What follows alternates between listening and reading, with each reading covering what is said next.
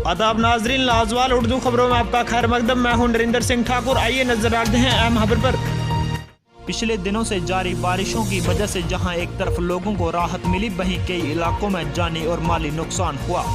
तफसीलात के मुताबिक पंचायत शतराड़ी वार्ड नंबर 6 में लगातार बारिश की वजह से चरणदास नामी शख्स का कच्चा मकान गिर गया। गनीमत रही कि मकान गिरने से कोई भी जानी नुकसान नहीं हुआ। इसी सिलसिले में मुकामी लोगों ने इंतजामिया से मुतालबा किया कि इस गरीब परिवार की मदद की जाए।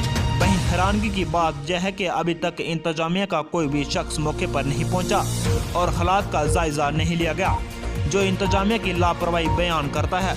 ब्यूरो रिपोर्ट, रामनगर से नरेंद्र सिंह ठाकुर।